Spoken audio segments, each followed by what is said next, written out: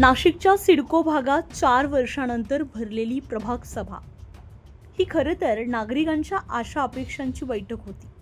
पण या सभागृहात प्रश्न सुटण्याऐवजी आवाज चढले. मुद्द्यांपेक्षा भावना भडकल्या आणि चर्चेचं व्यासपीठ काही काळासाठी थेट संघर्षाचं मैदान बनलं. महानगरपालिकेच्या नवीन नाशिक विभागीय कार्यालयात पार पडलेल्या या सभेची सुरुवातच नागरिकांच्या मूलभूत प्रश्नांनी झाली. गढूळ आणि दूषित पाणी पुरवठ्यानं हैराण झालेल्या नागरिकांचा आवाज सभागृहात पोहोचला. नगरसेविका साधना मटाले आणि कविता नाईक यांनी थेट पाण्याच्या बाटल्या दाखवत प्रशासनासमोर वस्तुस्थिती मांडली. त्या बाटल्यांमध्ये केवळ पाणी नव्हतं, तर नागरिकांचा त्रास, असंतोष आणि अपेक्षांचं प्रतिबिंब दिसत होतं. या पार्श्वभूमीवर सुरू असलेली चर्चा अचानक वेगळ्याच वळणावर गेली.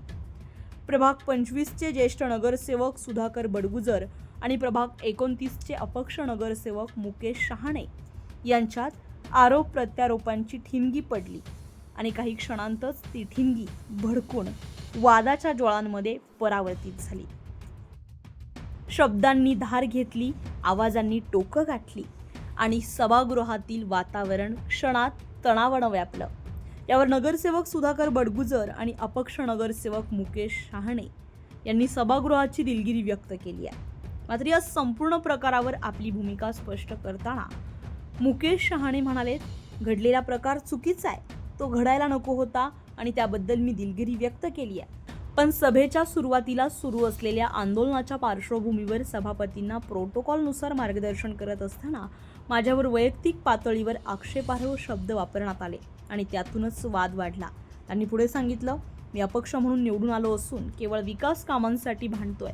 माझ्या जीवाला धोका असल्याची माहिती मी पोलिसांना दिली आहे. या प्रकाराची खरी सुरुवात काय होती हे समजण्यासाठी CCTV फुटेज तपासलं जावं.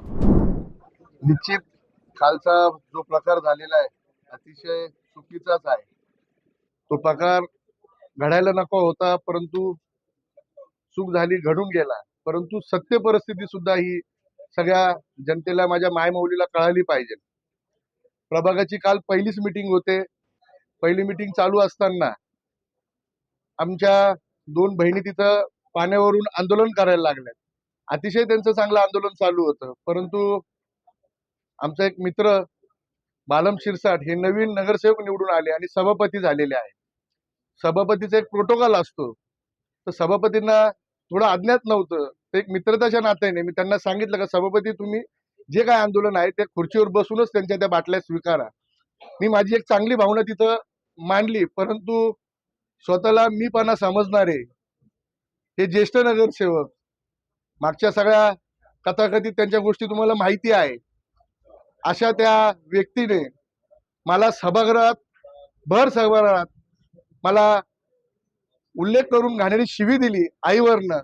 त्याच्यावरून ते आमचे वाद झाले. मी तिथं चुकायला नको होतं, मी तिथं असं न बोलावं, परंतु माझ्याकडनं पण निश्चित चूक झाली का तिथं माझी मायमाऊली बसलेली होती. मी तो विचार करायला हवा होता.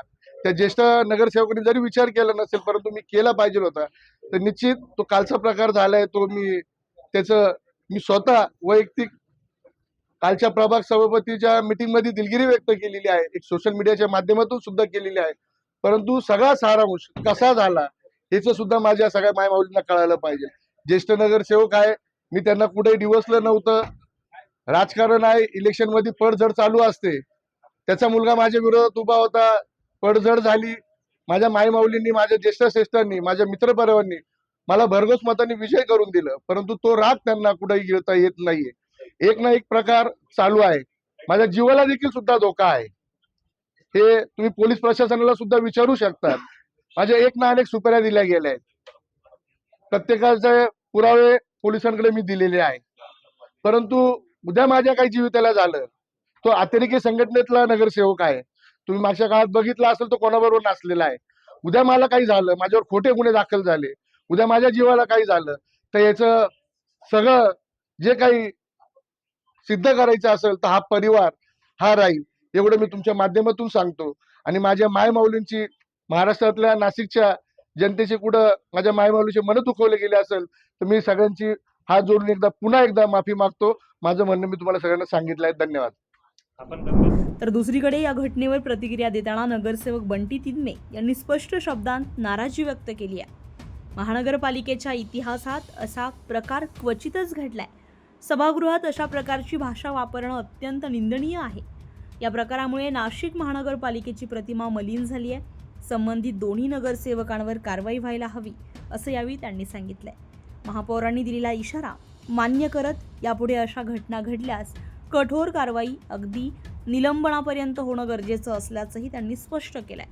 माझा मुलगा मला म्हणे का तुमच्याबरोबरचे नगरसेवक जर एवढे अर्वच्च वेळा सभागृहात वापरत असतील तर त्याला काय कारवाई होणार. तर त्यासाठी मी त्याला काल सांगितलं होतं की हा प्रकार निंदनीय आहे. महापालिका स्थापन झाल्यापासून आजपर्यंत कधी असा प्रकार सभागृहात घडलेला नाही. व संबंधित जे कोण दोन आहेत नगरसेवक त्या दोघांवर पण निलंबनाचीच कारवाई व्हायला पाहिजे अशी माझी मागणी होती. कारण आपण बघू की फेसबुक असेल, व्हॉट्सअप असेल, इंस्टाग्राम असेल, सगळीकडे सोशल मीडियावर ज्या प्रकारे महापालिकेची नाशिकची जी काही बदनामी झाली ती बदनामी ज्या दोन सदस्यांमुळे झाली त्यांचं निलंबन होणं आवश्यक होतं. पण महापौरांनी जे काही रुलिंग दिलं आहे की याच्या पुढे जे कोणी असा प्रकार करतील तर त्यांचं 6 महिन्यात निलंबन केलं जाईल.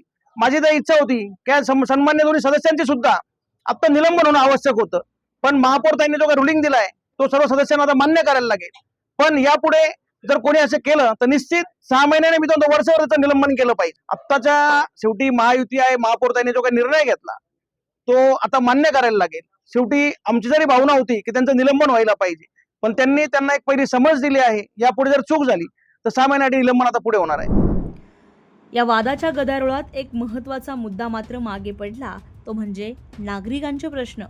पाणी, ड्रेनेज, स्वच्छता यांसारख्या मूलभूत सुविधांसाठी लोकप्रतिनिधी एकत्र येतात, पण त्याच सभागृहात वादाच्या ठिणग्या उडाल्या तर त्या फक्त वातावरण तापवत नाही तर लोकांच्या विश्वासालाही धक्का देतात.